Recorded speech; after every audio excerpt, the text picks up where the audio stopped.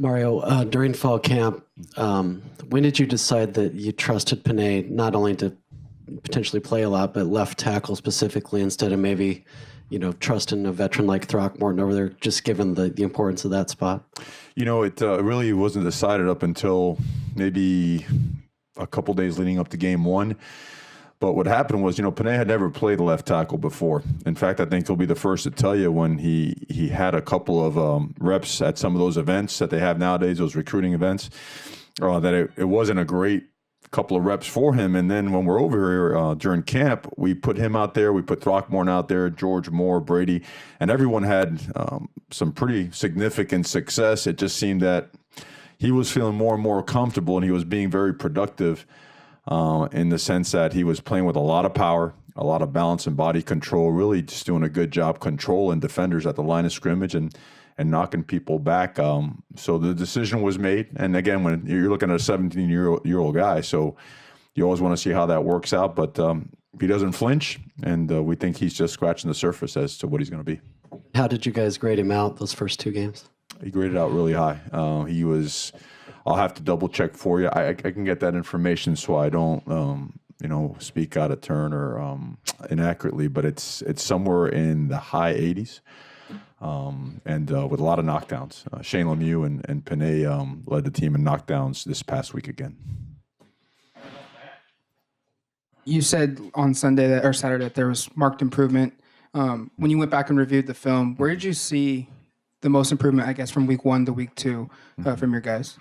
The most important improvement area for us was in the way that we played, from snap to whistle. I think every play played with a lot of energy, a lot of enthusiasm, and some really good effort. We saw effort across the board. Our fundamentals improved. We thought that our pad level was better. We tackled better. We controlled the line of scrimmage better. We were much more efficient on offense. Offensively, we actually didn't have a single penalty, which was kind of a groundbreaking thing for us. So we aligned, the right way. Our split, we have split rules as it relates to the offensive linemen, the tight ends, and the wide receivers, and that could get pretty tricky. And we were 100% on point with all that stuff. So overall, I just thought the attention to detail, the discipline, and the effort were better. Back, Joey.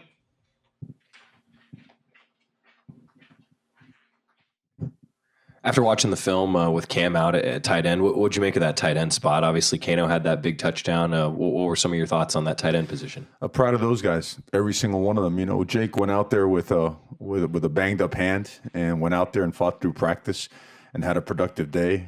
Kano obviously caught the touchdown pass and showed how physical he could be with and without the ball in his hands on that particular play.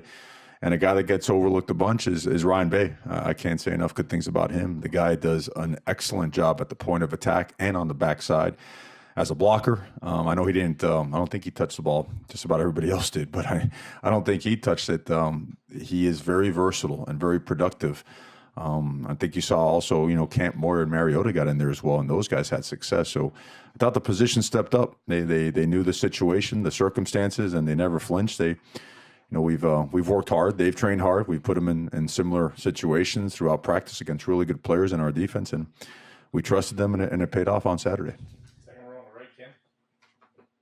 right, Ken. You mentioned penalties. First two games, it seems to be a significant area of improvement from years past. How big of an emphasis has that been, and how proud of you are you of that? Well, I'd like to say I'm really proud, but if we had 5, and we should have had 1 at the most, So we have improved, and we're pleased with that kind of progress, but it still has to get better. I think that part, the fact that we didn't turn the ball over, I know I mentioned the offense did a better job reducing penalties. If you don't shoot yourself in the foot, your chances go up exponentially, right, throughout the course of a game. So in terms of a point of emphasis, we had officials at just about every single one of our practices throughout camp, and I think that has paid off and will continue to pay off because we're still using them. On the left, Rob. Another opponent this week that likes to target their tight end. How do you feel about that matchup coming off last week particularly? Yeah, he's a really good player, and he's a big target with a big catch radius. He runs really well. It's interesting because they play 2 quarterbacks. One is more of a pocket passer, And the other one is more of a runner, but that can throw the ball really well also, a spread guy. And they do a good job of creating space. They do a good job of, bless you, they do a good job of getting the ball to their athletes in space. And they have some fast and athletic guys who have found, some success, especially in game one. But the tight end is by far one of their best players. So he presents a challenge to us, and one that our guys are looking forward to responding to. On the left, Eric. San Jose State does have some tape against a Pac-12 opponent, Washington State last week. Does that help in terms of kind of evaluating kind of what they are? It helps evaluating personnel, because obviously you get to see the matchups, and the matchup that really sticks out in our mind is the fact that their entire defensive line is made up of seniors, guys that played a lot of ball together. Their offensive line has had 35 combined starts together, so they are a very seasoned group at the line of scrimmage. But Washington State is so different schematically than us that from a formation and scheme overlap, there's not as much as you would like, but their teams last year they played, teams like Texas that they played last year, where there is a lot of formational overlap, not necessarily scheme overlap, where it'll help you in terms of putting your game plan together as it relates to defensive structure, coverages, and all that stuff. So I think we feel good about what we have on them and what we have to study to prepare for them. On the left, Matt. You've got quite a bit of spreading the wealth at receiver. Do you want one or two guys to kind of emerge as that go-to, air quote, mentality, or do you like spreading the ball around to everybody? Like getting the ball to our playmakers and the ones that are playing the best. It so happened the other day we really had an opportunity to spread around, and it makes for a great day, right? For everybody. Everybody's feels like they contributed in some way, shape, or form, and I think that's also important when guys have put in the time. But that being said, there's still the business aspect of it is, as guys continue to separate themselves in terms of their performance, they'll get the ball more. And if there's a gap there, well, it's our job as coaches to help close that gap. We don't want big gaps, if any, between the guys that are starting, the guys that are coming in second or third. We want to shrink that. That's, if you could do that with your football team as the season goes on, then God forbid, when you do sustain, an injury or two, that you can overcome it. You're not stuck with a void that you can't fix. So, does that make sense? Okay. Back right, Jerry. Coach, you said going into game two that you wanted to see more from your twos and threes, executing wise, moving the ball down the field and keeping drives alive. Are you seeing more from the depth on that chart? We are. I think that 16-play drive by the twos was a nice exclamation point for those guys, because we played a lot of young guys in that group. One of them that stands out, Stephen Jones, got in there and played some left tackle for us when George Moore had the ankle injury. And you saw the number of backs that had an opportunity to touch the ball, but they controlled the line of scrimmage.